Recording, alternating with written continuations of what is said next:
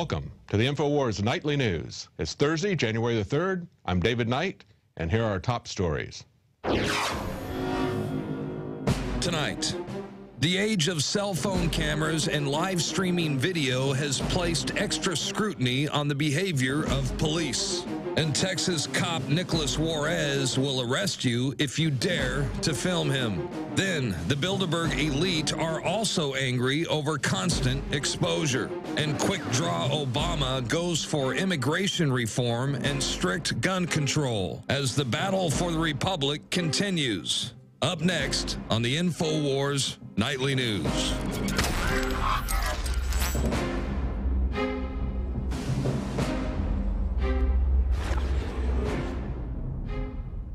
Well, tonight we've got some important breaking news from Illinois about gun ban that's being attempted there. Alex Jones is going to be filling us in on that. But before we get started, let's cover some of the breaking news nationally. You know, a lot of people have been watching football this last week, but some people were watching the football fans. At the Vikings game, there was a drone there. Well, it's not clear whose drone it was. The TSA is saying it wasn't their drone, but the TSA was there, wearing guns, feeling people up like they do at the airport. We know the NFL is a big fan of the TSA and their pat-downs. They've welcomed them in with their See Something, Say Something program.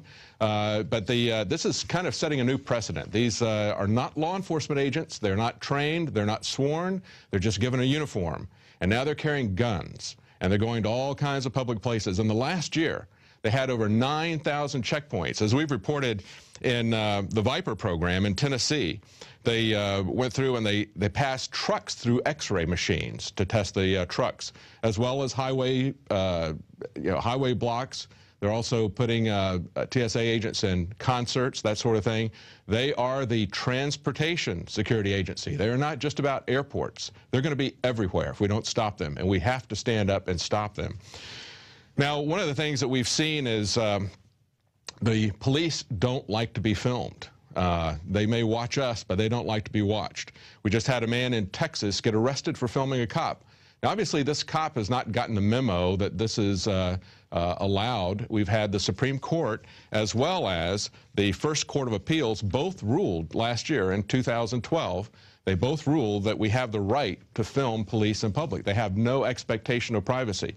But understand what happened in this. This is a 25-year-old man, Gabriel Cabrera, began filming an incident where they were doing a traffic stop on a cell phone. And that caused a confrontation from the cop who was part of this traffic stop. Came over to him, and the man was on private property. He's on his own property. Not just private, but his own property, filming the police, doing something in public and commenting on it. And because the cop believed that it was going to end up on YouTube, and it has, because he believed it was going to end up on YouTube, he asked the man for identification.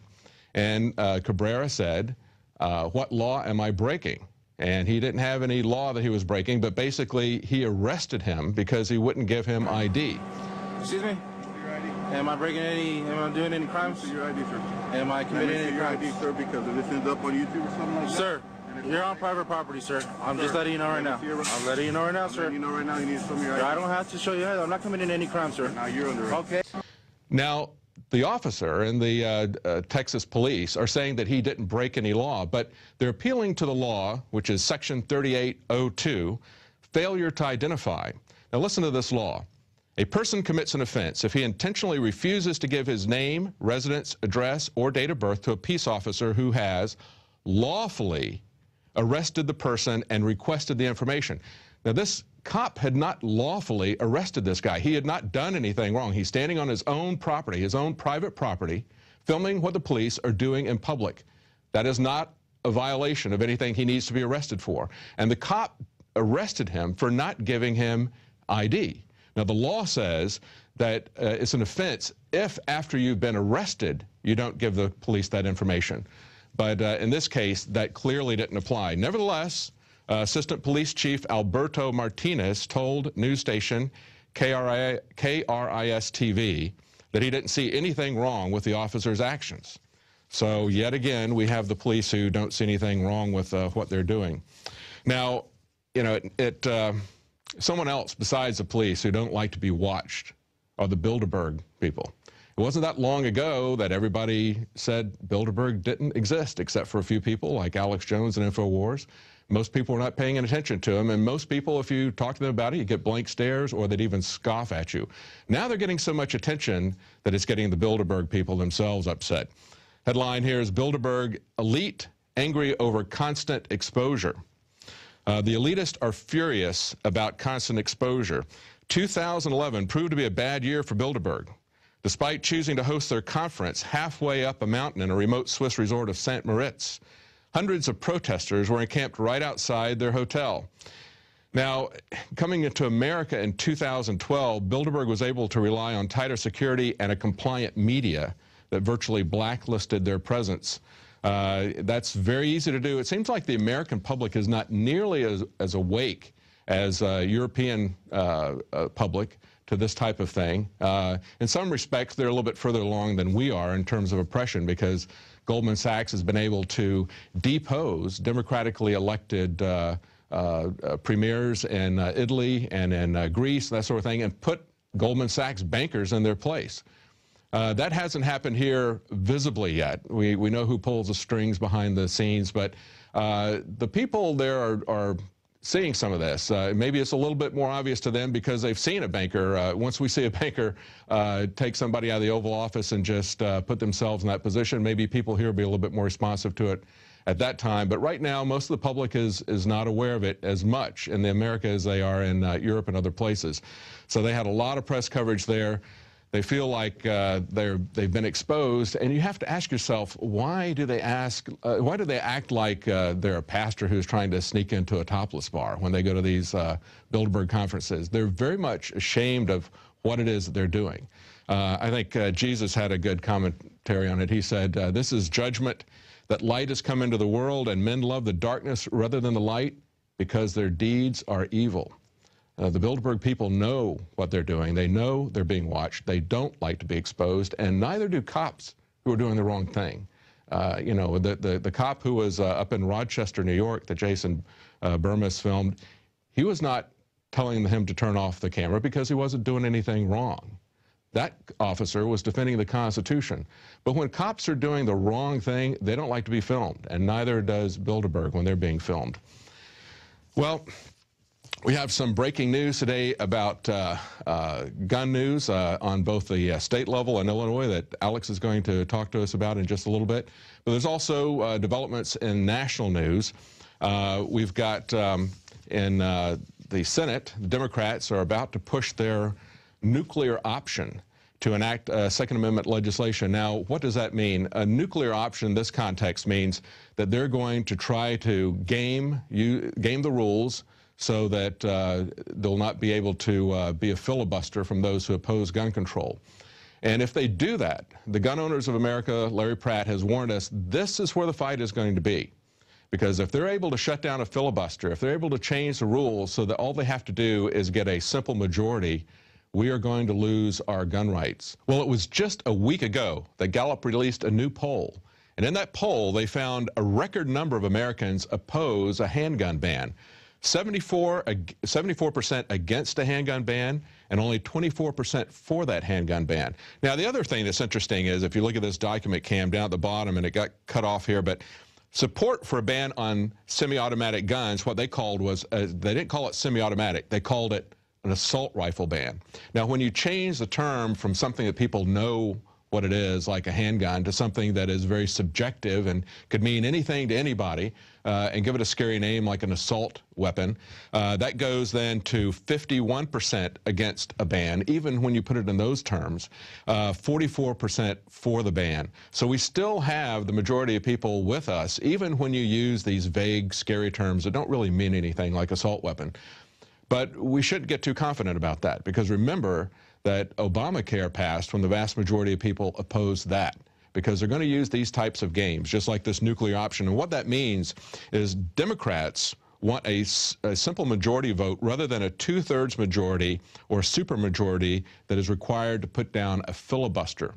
So one senator, remember, can block a bill indefinitely, and we do have one or two senators who would do something like that. Rand Paul, Mike Lee, perhaps. They want to stop that so that with just 51 votes, they can stop a filibuster and they can proceed to vote. And they do have the majority.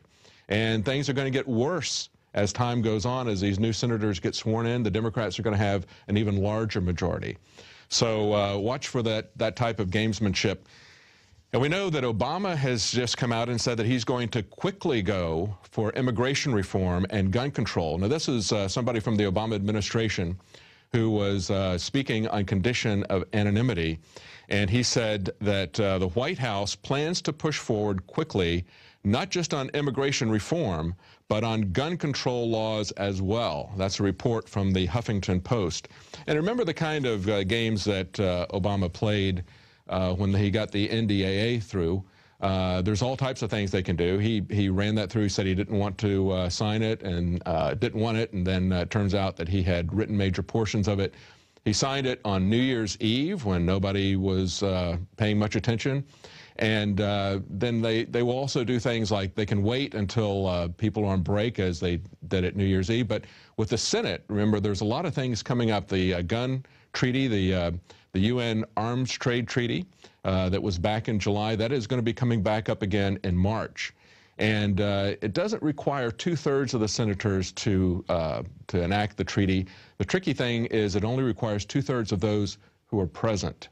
So they can wait until the late hours, they can wait to Easter break or something like that, and they can ram that thing through. That's a key piece of legislation that they've been setting up for a long time. If they don't get an outright ban, they're going to go for the UN arms trade treaty.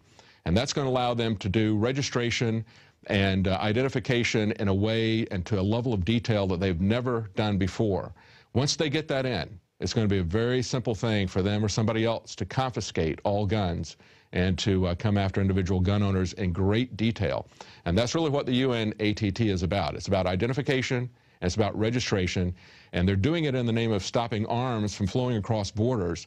And remember, that whole thing was being set up with the Gun Walker program and Fast and Furious, which CBS News, and I believe it was the New York Times, already reported as a false flag. It was set up to demonize the Second Amendment and to use guns flowing across borders as an excuse to take away the rights of law-abiding American citizens to own guns. Well, we've got an update at the state level, some important breaking news from Alex Jones. It's very important. All is not lost. They're going to try every game in the book. They're going to try using very little-known rules, and if they can't do that, they'll break the rules. But never underestimate the massive pressure that can be brought on these people if everybody calls the legislators. And Alex Jones is going to bring us up to date on that right now. My fellow freedom lovers, we have some incredibly positive news on multiple fronts for you tonight, and it is so good to be able to give you this information. All the viewers of Infowars Nightly News watching tonight, it is so important that you get these articles and send them out to everybody you know. It is so important that you spread the word, because the American people, constitutionalists, libertarians, conservatives, patriots, need to know that we can win with logic and truth, because most so-called liberals are not bad people. They've just been brainwashed. And we have some very, again, exciting news here. The Democrats have pulled the plug on gun and ammo bans in Illinois. It was basically Dianne Feinstein's federal bill at the state level, pushed by the Chicago Mafia, led by Rahm Emanuel, to ban over 90% of all guns. Pump shotguns, pump rifles, revolvers, semi-auto rifles, semi-auto handguns, over 90%. And the NRA, to their credit, came out against it yesterday. They were flooded with phone calls, people visiting the State House. The leader of the Senate introduced it. They had the votes yesterday. And because of your pressure and because of logic and news articles coming out showing that areas of Illinois where they have high gun ownership have no murders, we're about to cover that, and areas that have no gun ownership, like Chicago, highest crime rate in the world, 500+ murders in 2012 and growing. So Democrats have pulled the plug on gun and ammo bans. They were going to ban ammo, most of it. They were going to ban shooting ranges, make it impossible, basically, ban almost all guns. This is Feinstein's federal bill. It says she can just order stuff turned in at ATF discretion. So now there's that big fight. But if they would have gotten this victory, and they still might sneak it in tomorrow, they could be playing possum, but the fact that they had to pull back is a victory. And we'll fight them in the courts as well if they do sneak it through. But the point is their legislature closes tomorrow. And so this is a first-look victory where the global crime syndicate that wants to disarm us, Chicago, is strongest. They're failing. A federal court just ruled last week that Chicago had to stop its unconstitutional concealed carry ban, that Illinois had to stop it. The common sense is coming out. We're starting to win. This is great news. More great news out of Illinois, out of CBS News. They're having to report on this. No murders in Aurora in 2012. By the way, we've got an affiliate in Aurora, also in Chicago. Great people there. Good people in Illinois, fed on by the mafia, who are standing up against this tyranny and victim disarmament. Of course criminals want to disarm the people. Of course the mafia that's run Chicago for 100 years wants to disarm them. They are the second largest city in Illinois. Just huge population. It's like the size of Austin last time I checked. Giant. And they have not had any murders because they're the most pro-gun area of Illinois. Aurora is the model for America, not Chicago. Get this information out. They're being forced off their own crime statistics, like the FBI crime statistics. 20% reduction last 8 years because of guns proliferating. The gun culture is winning. The only thing where you see higher crime rates is Chicago and New York. Continuing here, gun checks soar 39%, set new record for the FBI. They estimate that 10 million guns were sold in December. Do you know what the previous record was? It was right under, it was like 4,900,000-something. And that was in 2012 in 1 month when Obama in November got reelected. Ladies and gentlemen, it is now 10 million guns, and that's just the ones they're tracking. There's all the other private sales. You tyrants, this isn't Russia where you're going to take over and kill 60 million of us. This isn't Nazi Germany. Listen, you can go to hell, okay? It doesn't mean you can't come kill me. It doesn't mean you can't shut down a few of the big, guys up front. But that's what this is all about. It's about kicking your ass. I'm willing to be set up or imprisoned or killed to make sure you don't enslave America, because that's what it's all about, to be a man. That's why the COINTELPRO and the feds attack us 24/7, because they know we're real and they know we get results. You know how proud I am that when it was only on a local gun alert that we took the story and shot it out to everybody, and the NRA responded? You know how proud I am that time and time again, my Infowars crew and my writers like Paul Watson and Kurt Nimmo and Steve Watson and Don Salazar and Aaron Dykes and our rest of our crew and Mike Adams are on the front lines. We're an example to all of you. You're leaders too. Just last week, one of our listeners, because it's on his YouTube channel, he's a listener, put out a video showing the Bloomberg Hollywood people saying ban guns, or in all these violent movies misusing guns. And that thing was on Fox News, you name it, millions of views online, millions of views. I mean, it's just a regular guy who sees hypocrisy and takes action. This is what we're talking about. This is exciting. This is how we're going to have victories. We're going to beat Feinstein. We're going to beat her with her attempted bill to disarm us. It doesn't matter if the mainstream media tries to keep it quiet, their sneak attack. The alternative media, the real media, the anti-state-run media, the globalists are state-run media, Piers Morgan state-run media. You are a real citizen. You are the media. You are the press. You are the First Amendment. You are the resistance, and you are starting to win on every front. So intensify operations against the globalists. Smash them and bring them down everywhere you are. Banner hangs, poster hangs, Federal Reserve notes about the Federal Reserve, whatever. Get the word out everywhere. Get it out on the walls. Get it out everywhere. Nothing's going to stop us. You globalists think you're going to take us down. I know you're scared, and I know that's why you've been trying to close the door on us, because you know, as Brzezinski has said, liberty is rising. I know in my gut that some of us individually won't make it out of this, but ideas will. Because as V says, paraphrasing all the historians throughout thousands of years, from Rome to our republic, ideas are bulletproof. It was Victor Hugo, the French philosopher and statesman and liberty lover, that said, no army can stop an idea whose time has come. And it's V that paraphrases that and says, you've taken my body down. Flesh and blood can die, but ideas are bulletproof. And you, while you're still alive and can resist, throughout time and space are bulletproof. Live now, stand up now, resist now. We are going to smash these people. They'll stage more school shootings, don't worry. They'll probably bomb federal buildings, the globalists will. They'll stage more Fast and Furiouses. They'll probably have Hezbollah attack us, or groups they blame on Hezbollah. It doesn't matter. We know you're the terrorist, New World Order. It's too late. We know you did 9/11. We know you did it all. I take you back now to Infowars Nightly News and David Knight.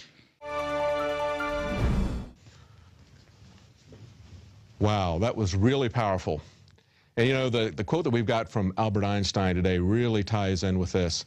He says, "Great spirits have always encountered violent opposition from mediocre minds." Alex just gave us a great, rousing speech. And you know what? Anybody who opposes this, anybody, and it's not just Alex, it's not just those of us who are here, it's those of you who stand up, who make the difference, the people who pick up the phone, who put pressure on legislators, who write, who do literature handouts, who, petition the government as redress of their grievances, as we have a constitutional protection to do that in the First Amendment. Those people, you people, are the ones with great spirits, who are standing up to the mediocre minds, who are not paying attention, who don't understand the real import of what is at risk here. Well, we've got something that we've put together that is kind of an answer to Bloomberg's production with Hollywood. They said they wanted to demand a plan. Well, we want to demand a real plan. Check this out. Northwoods, Gulf of Tonkin, Gladio, Kent State, Ruby Ridge, Waco, Oklahoma City, the World Trade Center, the Pentagon, Shanksville, Hurricane Katrina, Fast and Furious. Fast and Furious. Fast and Furious. How many more? How many more? How many more false flags? How many more? How many more government buildings? how many more innocent people? how many more? How many more? What has been the #1 cause of unnatural death in history? Democide, or death by government, has killed 290 million people on record. 290 million people killed. Killed. 290 million. Killed by government. The government. The #1 killer in history is democide. Democide. Democide. Death by government. Look it up. Go look it up. In the 20th century, government murdered 4 times as many people as were killed in all the international and domestic wars combined. USSR.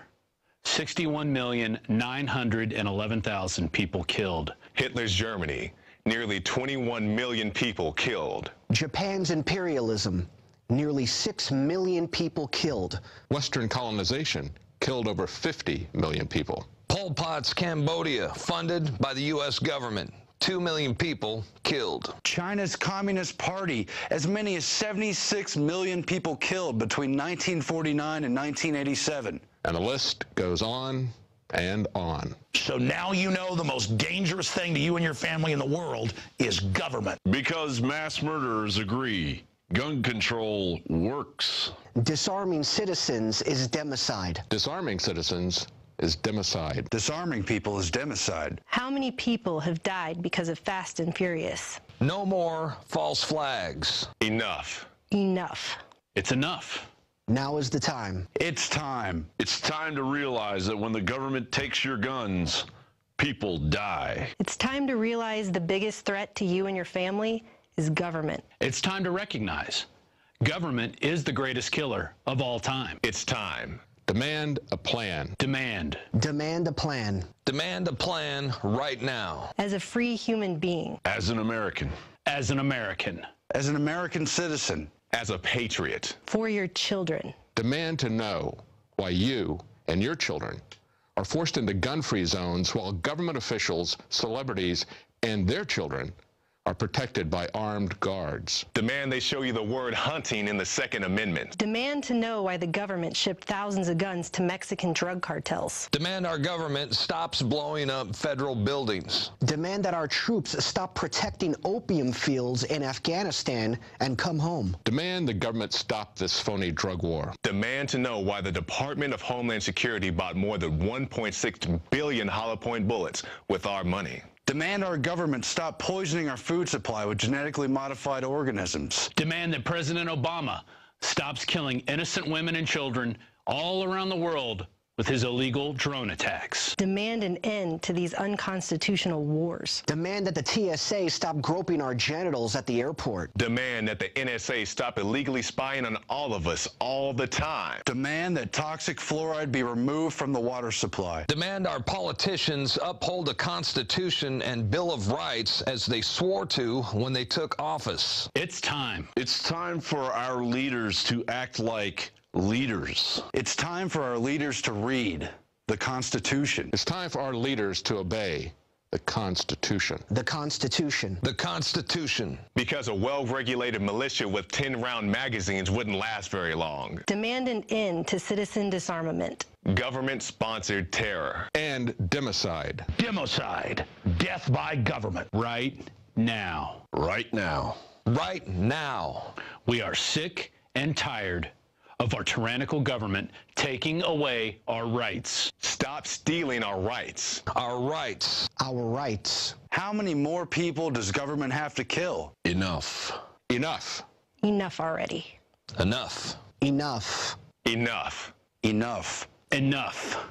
Enough of the people laying down and letting government kill them en masse after disarming them as they've done throughout history over and over again. Enough. Enough to laying down and letting these criminals use us up like slaves.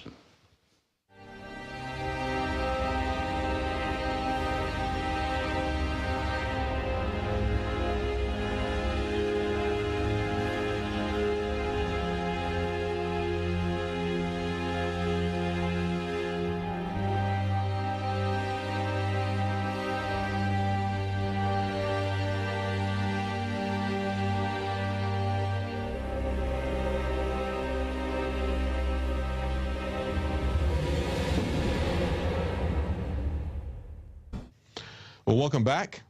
And we have a update to that last video. I hope you enjoyed that. Demand a real plan. And here's Alex Jones's update. Hello, I'm Alex Jones. I'm a syndicated radio and television host based in Austin, Texas, and I support the Constitution and Bill of Rights if you're a new viewer out there. And I just wanted to add a historical addendum to our Demand a Real Plan video that has gone viral in just a few short hours. A lot of people are watching the video and they understand some of it, but they don't know the history of false flag events where governments let foreign enemies or criminal groups or terrorists attack as a pretext to take the general public's rights and liberties. And a great example of this is the Gulf of Tonkin in 1964, which has been declassified to have never have happened. Our ships were never attacked, and LBJ and Defense Secretary Robert McNamara used it as the pretext to officially launch the war in Vietnam that killed 58,000 Americans, wounded more than 300,000, and killed more than 1.5 million Vietnamese. And that was a criminal war and was wrong and was orchestrated by criminal elements in our government. It doesn't mean the communist Vietnamese were good folks either. The war was based on a fraud and was over opium, just like the invasion of Afghanistan has been about opium. And that's just one example of a false flag staged event. If you're a new viewer, aren't familiar with false flag, look it up. Now, moving along, some people watching it said, hey, why don't you talk about atrocities by the United States? We actually do talk about colonization killing tens of millions. And so that's there as well. The problem is a lot of the atrocities committed by the United States happened before good record keeping. And so it's very important to understand that the 290+ million killed by governments who were not even military combatants, the democide studies by different universities estimate between 270 and 300+ million. So we just go with the number 290+ million from one university study were killed, were non-military combatants. It was a couple 100 million more if you count armies killing each other. And it's interesting to note, more people have died in the 20th century from non-military deaths by government rounding them up, shooting them, putting them in camps, than two armies facing off against each other. Governments also generally kill their own people. They kill more of their own people than they kill neighboring populations. And these are all well-established numbers. When we talk about the communist Chinese killing 70+ million, some estimates by the Chinese government themselves are at 84 million. So the point is, this whole breakdown is really conservative. We could have had the numbers much, much larger. And it was Stalin that said that one man's death is a tragedy, 10,000 is a statistic. And so they can use Sandy Hook, 20 poor little children that were killed, as a way to take our Second Amendment, while our government killed over 1 million Iraqis, according to the Lancet study, in just the first 7 years of the Iraq occupation. 1 million people died from military attacks or from things associated with it from the Iraq takeover. So there's 1 million added to the democide number that isn't even in the official university studies. You see, the university studies we have out of Hawaii, out of Illinois, out of London, they don't count Western kill numbers from the British Empire or from the United States. So that's why we didn't put them in here. We went with university studies that we're going to link below right here in this video. And we also have articles on Infowars.com breaking it down. So there's no denial. These are established, admitted numbers. And the fact is, governments everywhere are the #1 threat in history. 290+ million on record killed by governments in the 20th century alone. And there haven't been a lot of new numbers compiled since the 90s, so the numbers were actually higher in the 20th century. And again, since then, now the United States, run by a lot of corporate criminals and globalists, is engaging in all sorts of atrocities around the world. State Department Memorandum 200, put out by Henry Kissinger in '73, declassified in '92. You can look at it in the National Archives online. State Department Memorandum 200, look it up, said they'd use food and war and famine as a tool to kill people by starvation. And an estimated 30 million people a year, half of them children, die from starvation. So those numbers aren't included here from UN food programs using food as a weapon, where the UN actually starves people to death while having PR campaigns to raise money where they say they're going to feed people and they actually kill them. Look it up.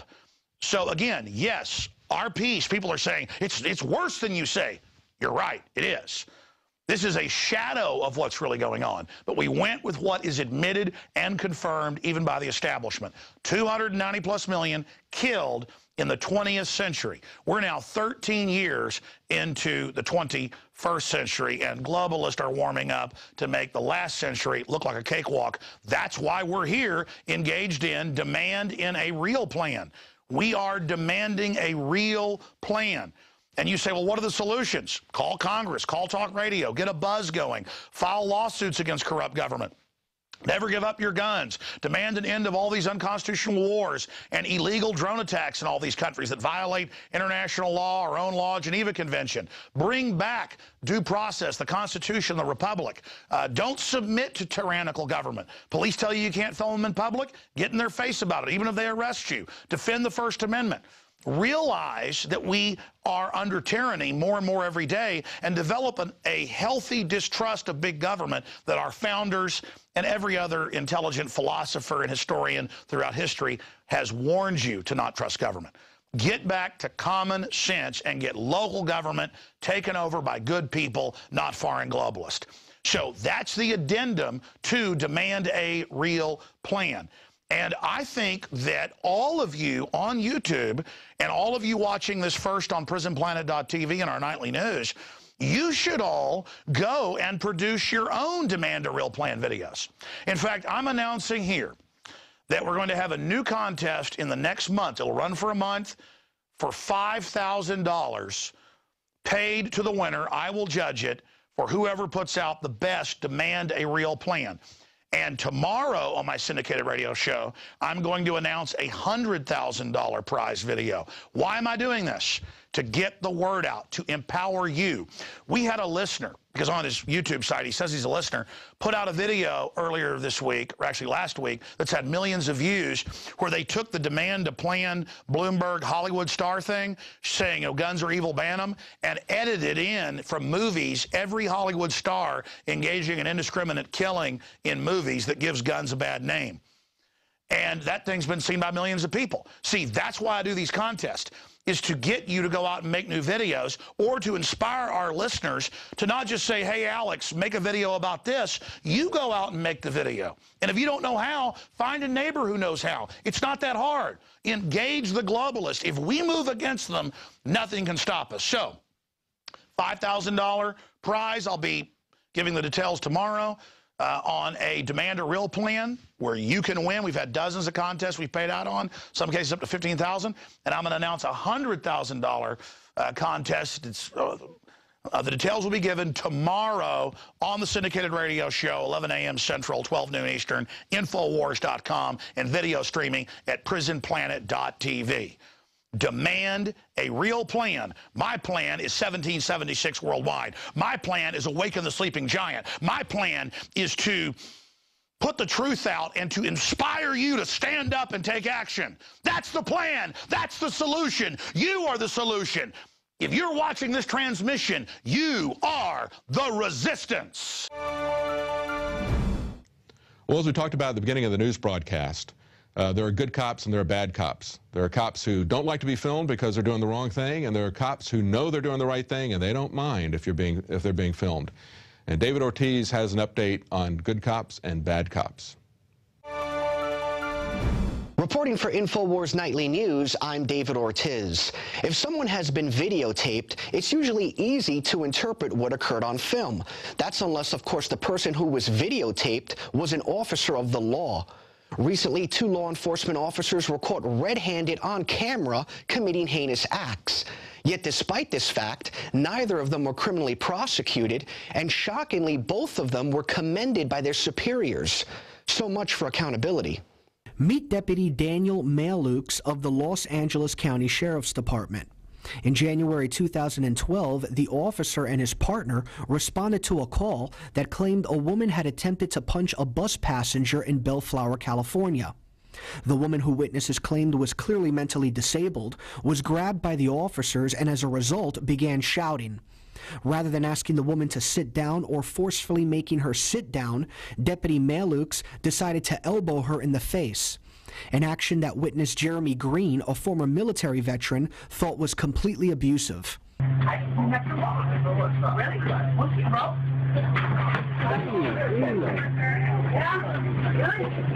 And you can tell it was very obvious that she was special, has special needs.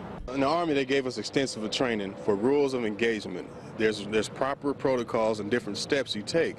This lady didn't do anything. She was not combative, and he actually turned combative on her. Despite this clear abuse, the Los Angeles District Attorney's Office claims that Deputy Malukes displayed, quote, a high level of professionalism and used a minimal amount of force, end quote.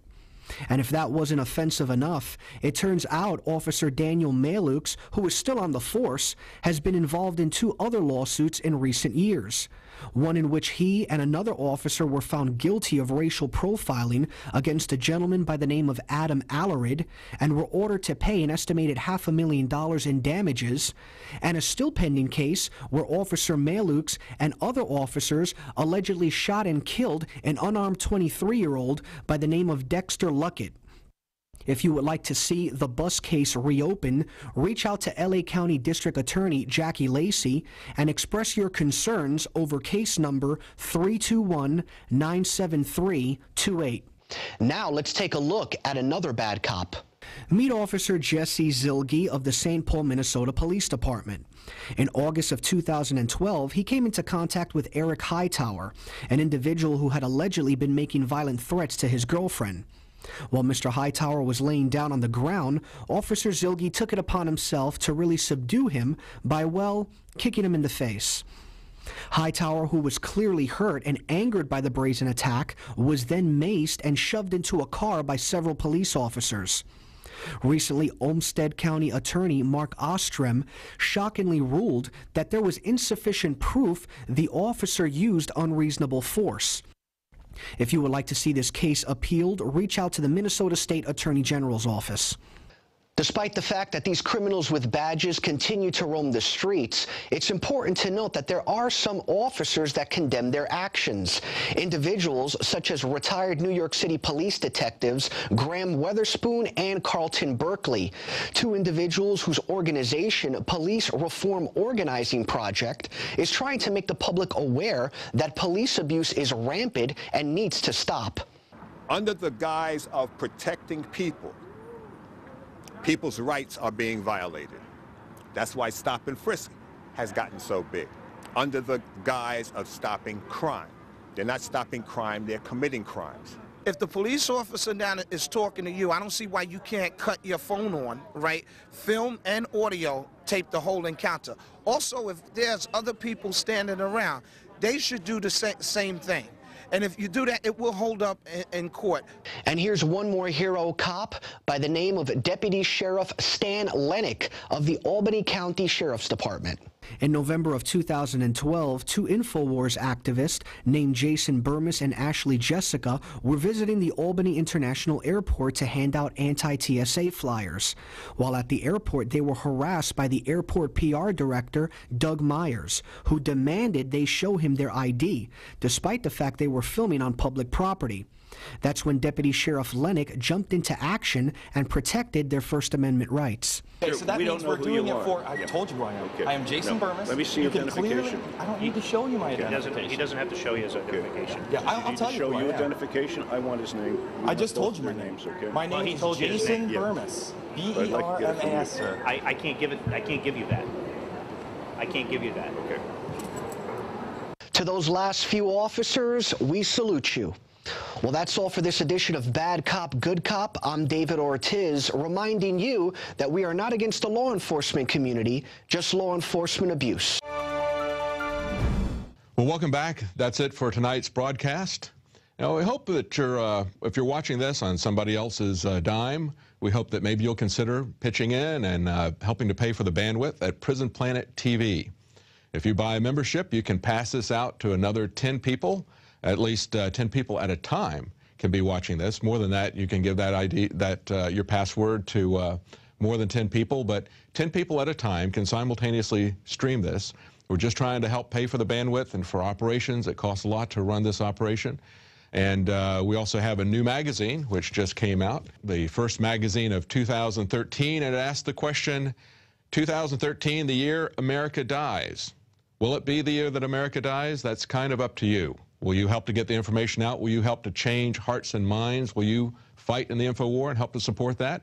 This is a great outreach tool, these magazines. You can grab this and hand it to people. Some people like to read. Some people like to read on the internet, like to go to a website. Some people like to watch videos. And some people want to read something that's physically handed to them. We've got all those bases covered at Infowars. We're getting the same information out there in multiple ways. So just pick the one that you think is most effective and get that information out there. Well, that's it for tonight. We'll see you tomorrow night between 7 and 8 o'clock Central Time. I'm David Knight.